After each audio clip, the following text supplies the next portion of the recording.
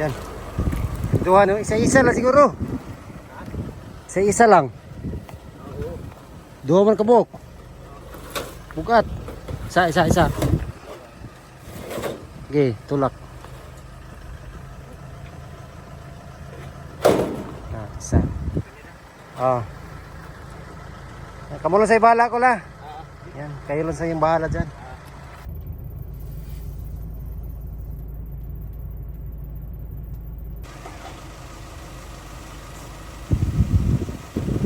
Malilipad ng hangin, malakas kasi yung hangin.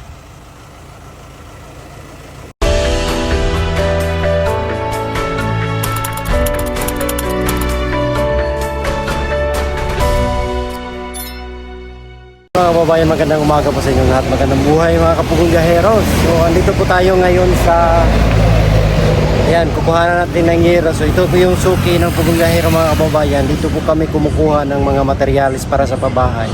So dito rin po tayo bibili ng yero para sa bahay ni Julian. So andito na po ako ngayon. Inaantay ko lang na dumating yung yero mga kababayan kasi in-order pa po, kinuha pa po ngayong araw. So ang usapan namin alas 9. So antayin lang natin sandali kasi dadalhin po natin doon sa kina Julian mga kababayan. So highway po ito, sa tabing daanan lang po. Dito sa may bandang Los Amigos or Katalunan pala mga kababayan. Sa Katalunan po ito, sa Davao City. So antay-antay lang tayo sandali para madala na natin yung materialis doon sa bahay ni Julian at maumpisahan na po yung kanilang bahay.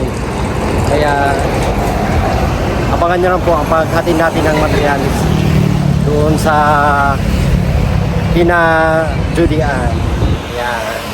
So yun nga mga kababayan, nandito na tayo sa Pamantawan, sa lugar ni na Maylin. Ayan, yung tatay ni Maylin. Ayan. So, tayo sa Punggaro Village. So,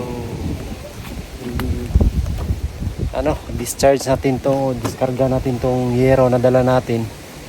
At ipahakot na lang natin sa kanila. Kumplito na po itong yero. Yung pangit. Kulang na lang dito is yung kahoy. At i-update natin siya dito kung nakapaghabas na ba siya ng kahoy mga kababayan. So ang yero na to is nagkakahalaga po ng 12,000. So 12,600 sana to is naka-discount tayo ng 600 kasi suki na po. So ang haba ng yero is 10 feet at saka 12 feet. Yan, color red, pula. Kasi ito yung ginagamit natin dyan. Kailangan uniform. Bukas ay darating ngayong kahoy. Pag-upisahan na natin yung paggawa ng bahay ni Julian. So ngayon ilagay muna natin ito dito sa para mahakot nila. Discharge natin. Mahirap po siya ikarga kasi mahaba mga kababayan. Tapos dito lang hanggang dito lang. So mataas pa yung kanyang distansya dito, kaya diskarte natin is pinatungan natin ng bato dito para may pabigat para hindi aangat yung yero. Ayan, so tanggalin natin.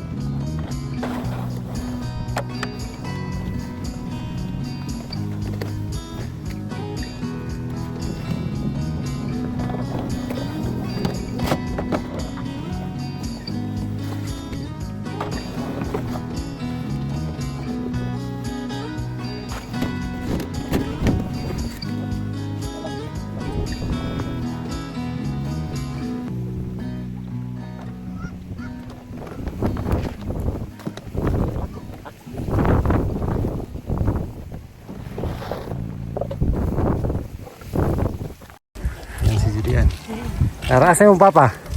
Dito. Nandito? Ato sa ako, sir. Sige, sige. Kaya maliit ka.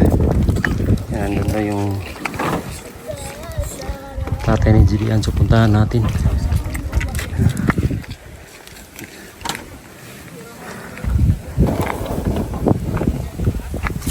Ito yung hero mga kababayan. Hero. So, bitbitin na lang natin itong ano. Itong pako. Itong pako. So, hero. Isipakuhan na lang natin yan sa kanila. Kasi hindi natin kaya, tayo lang mag-isa papunta roon. Kompleto na po ito para sa bahay ni Julian. So, bigyan na lang natin itong pako mga kababayan. Grabe, malakas pa din yung hangin dito sa kanilang lugar hanggang ngayon. Ayan o, malakas pa rin yung hangin. So hindi pa masyadong malinaw yung kapaligiran kasi yung hangin malakas pa. At ayan o, grabe talaga yung nangyari sa kanilang bahay. Nakaligtas nga sila sa sunog pero sa hangin ay hindi.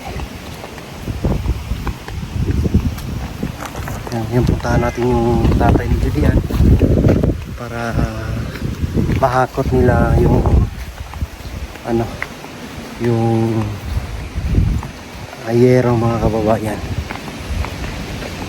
At maya maya puntahan natin si dito, i-update natin yung ayero.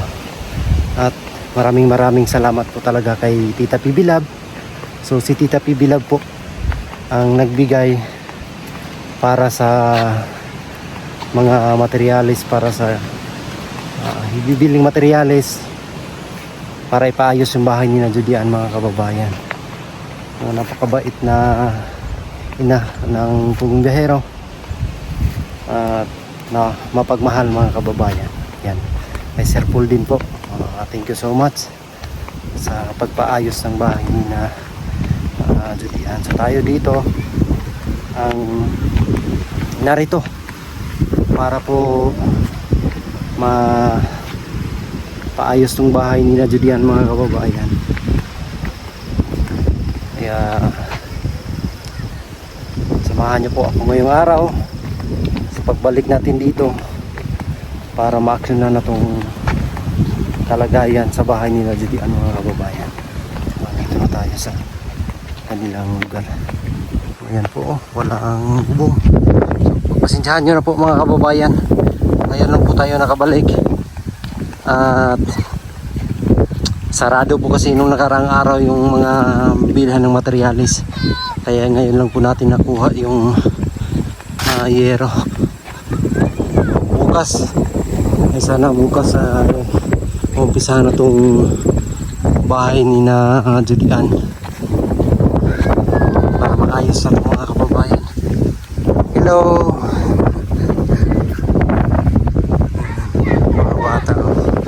Estudyante. Yan si Madeline. Hi Madeline. Papasok ka na? Uy. Uy pugoy. Nag-aaral mabuti. Ayan o, buhay o. Talagang sirang-sira. Yung hero. Talagang hindi na po magagamit. Ayo.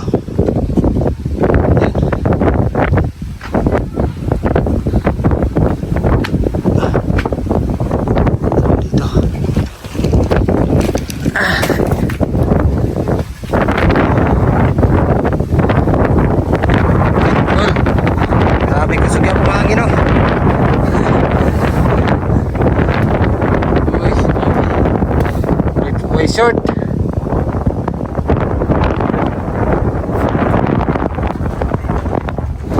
Naik ko Andre, tol, pagkukuha ko sa lansang. Tatay na Julian.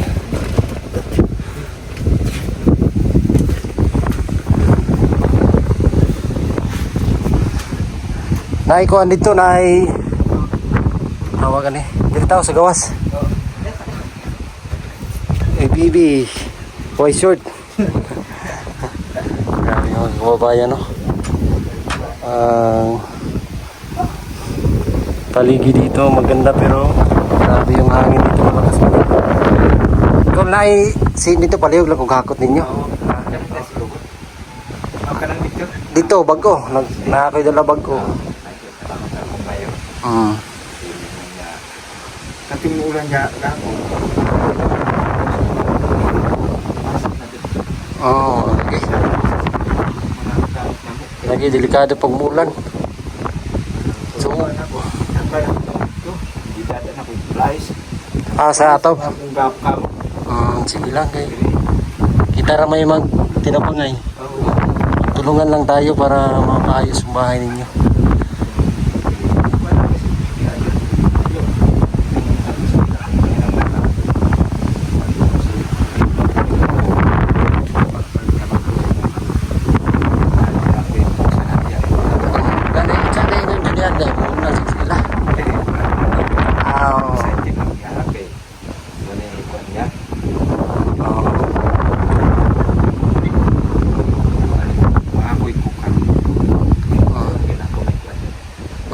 Paakot na to kay mabutong kahoy unya masugdan na ng pabalay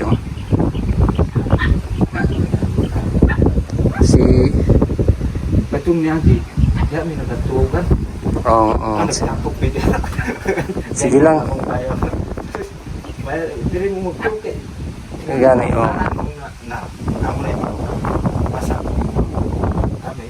gani po do. Sige lang kay ang nagpalit sa inyong materialis para diri sa inyong kuan si Tita Pibila ug si Sir Paul. Unsa may inyong istorya sa ila? Pasalamat po ko sa iya mga tabang ining balay kay tungod ka kining bagyo po gagwan na tag na ang panahon kung naabay mo agdo maagi nga mga katalagman diri sa ang lugar. Pasalamat po ko nga tabangan ni si BTR untuk at least nga makapahulay po ni ulan. Ayan. Pasalamat po.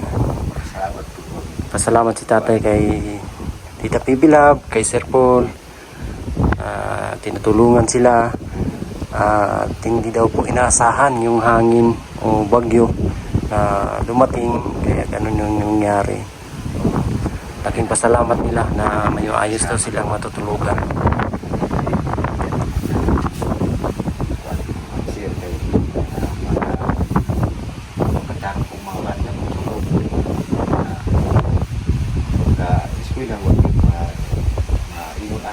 Si Bawan.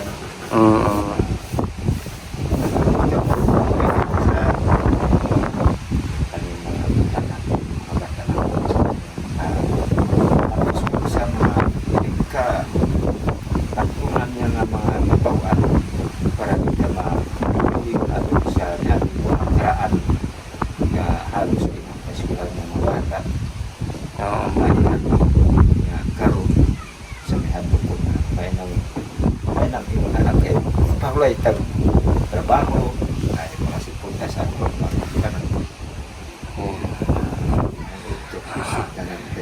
Salamat sa tatay kasi pinapaaral na si Dian na di daw gaya nung unang panahon na natatakot yung mga kagaya nila, mga katutubo yung sinaunang panahon daw ay takot daw mag-aral yung mga kabataan. Ngayon wala daw dapat ikatakot. Ayan, meron daw nag-sponsor kay Dian sa pagpaaral. Kaya laking tulong daw po para sa kanilang pamilya na maibsan yung kanilang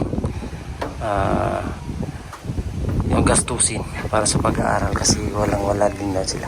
So, ayan tayo, tabangan na ito gakot. Yung bata, kisa may mong may mabinlan da. Ilang grabe mo bilhin. Sige. Mga kababayan, no? So, una, ito yung nasunog. Kanilang abuhan. So, ngayon naman, ito na naman yung bubong. Yung natanggal, grabe mga kababayan. Tingnan natin dito sa taas.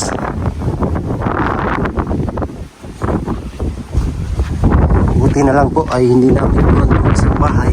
Kasi kung nagkaganon ay malaking problema na naman po.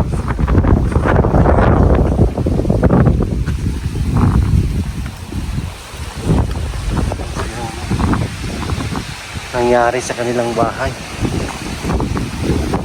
Grabe. Grabe yung hangin dito. Sulok na yun ay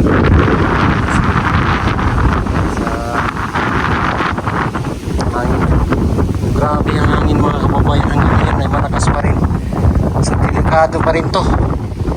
Kasi pagkabit sila ng yero dito ay may tendency na ano ng hangin, malili pa rin ang hangin. Matamaan sila, wag naman sana. Sana bukas ay hupa na tong hangin dito para mapagawa. Kasi sabi ni dito mga kababayan ay yung yero daw po ay yung kahoy daw po ay mahatid dito mamayang hapon. Talagang nawalis yung bubong nila, mga kahoy na nadala po. So buti na lang dito hindi na apektuhan kahit tumawag dyan mga kababayan na hindi na ito lang talaga yung natumaan. Kailangan paayos yan para makatulog na sila ng maayos din sa kanilang bahay mga kababayan. At sana hindi uulan kasi pag uulan masisira yung roof. Yan. Grabe kasi yung lugar nila, nasa tuktok mga kababayan. Bata ay umiyak. So dito ay yung sinasaka ng tatay ni Julian po. Yan, dito na bahagi niya yan. Grabe mga kababayan. Sira-sira po talaga. So yan po mga kababayan, update ko po kayo sa susunod sa pag-umpisa ng paggawa ng bahay nila Julian o sa pag-repair niyang bahay nila. Pabalik po ako dito para ma-manage po natin ng maayos yung kanilang pagtrabaho dyan. At sa ngayon ay papahakot muna natin yung yero nandito. So sila na lang yung pahakutin natin yan ng yero. So pupuntahan ko siya dito, update ko siya kung kailan mahatid yung kahoy na pinagabas natin para maano na talaga itong bahay nila Julian. Tayo lang po mag-isa ngayon. Sige, dito ay nandito. Ayan. Si Mang Ili naman po ay busy sa kanyang salon. So Sir Paul ay nasa Manila at si Madam Yola malapit na kasi yung Holy Week mga kababayan. So after Holy Week babalik na naman dito si Sir Paul sa Davao at mag-mission na naman po kami. Grabe yung hangin dito mga kababayan, malakas pa din.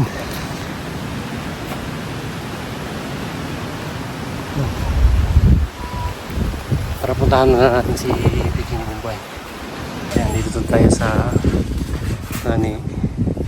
delivery parcel.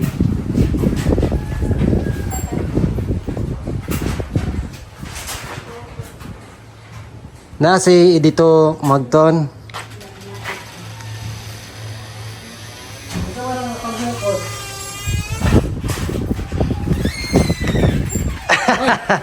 Ikaw mo din. Saga parcel.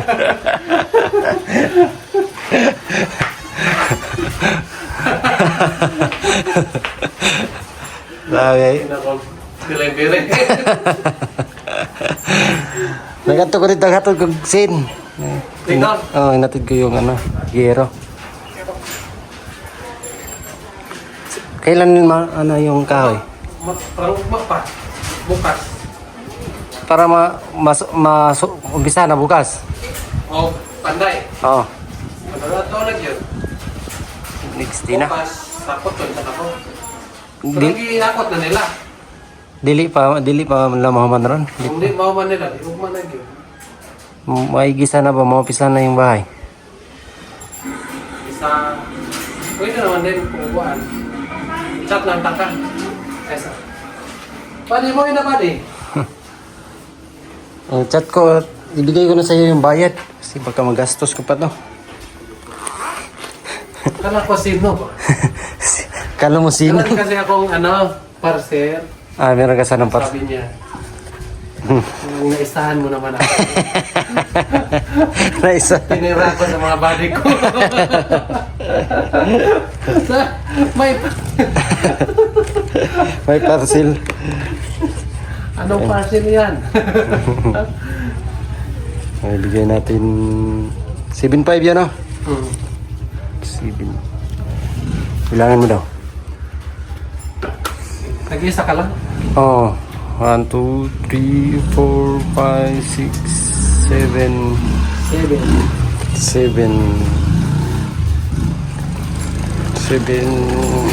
7. Nasukli ka dyan? Sukle. Okay lang. 500. Ayan. Yung ano kasi yung kahoy mga kababayan is 7,500. Yan, good lumber na yon. Yung inano natin kay brother Edito. Sukle. Ayan. Thank you. Yero, nandyan na. Oh, nandyan na, pinahakot ko na sa kanila. 12 peraso. Yung lansang. Oh, meron na din. Pag pag-umpisa kami Pako. doon, punta ka pa doon. Paumpisahan nyo lang tapos i-chat mo ko para makapunta rin ako doon. Ha? Yan. Bukas mo. Kung makaya bukas paumpisahan mo na. Sige. Para madali matapos. Nabihan ko naman sila nga ngayon. Kailangan ikuan. Maubos yung Kasi- para bukas. Sa ano, baka matapos nila na ng araw kasi malapit ng Holy Week. Diba? Oh. Dalawang araw. Tapos na yun. Dalawang araw. Dalawa lang ang kuha natin para Oh, dalawa lang kasi kaya naman nila ng dalawa. dalawang araw. Baka nga isang araw matapos nila yun. Sabihan lang natin sila nga, mag-over na lang sila para ano ba? Oo, pwede. Para maano yun ang bahay. Masugod sila ng alas 6, di? Oo. Paano nga na Tayo na lang? lang bahala sa kanila. Oo, tayo na lang bahala ng incentives. Basta hindi oras yung kanilang trabaho. Hmm. Kape! Ayaw, wag na. Baka mahago pa ka ba? Sig mahago pa ka. Sunod. Ako naman din ang ano. Relax ka ngayon, ha? Akala mo parcel, no? Oo. Kasi may inabangan ako ng ano. Para... Ano, baka gulong yung order mo. Andyan na gulong. Hindi. hindi. hindi pala gulong. So, ayun lang. Para maumpisahan yung bahay ba? Sige. Ha? Yan. Tapos ikaw, ka na ngayon. Uuwi na ako ngayon. Para maano na yung bahay. At ma-update natin si Sir Paul. Yan mga babae, so di na ako magtatagal. At uwi na ako mga kababayan. Brad, update ha. Chat mo ko ha. Chat mo Chat ko. ako niyang gabi. Oo, ngayon. Chat mo ko para malaman natin ba. Okay. Yan. Alis na ako mga babae. Thank you so much po kay Tita Pibilab. So si Tita Pibilab po yung nagbigay para sa pagpaayos ng bahay mga kababayan. Kay Sir Paul, maraming salamat po sa inyong lahat mga kababayan. Kina Sir Paul, napakabuti kay Tita Pibilab. Thank you so much. So, brad, bye-bye brad. Yan. At salamat din po sa may nagpaabot sa atin ng $100 para daw po sa ating gagastusin sa pangaraw-araw. Yan. Thank you so much po kay Ma'am Luisa Gonzales from California. Yan. Thank you so much po. malaking tulong po yun para sa atin, para sa ating gagamitin po sa araw-araw, lalong-lalo na po yung pagbabiyahe. Ayan, pagpunta rito sa malayong lugar, magagamit po natin. Kaya thank you so much kay Ma'am Luisa Gonzales. Ayan, thank you so much po. Talis na ako mga kabayan. Sa inyong lahat, maraming salamat sa mga charity viewers.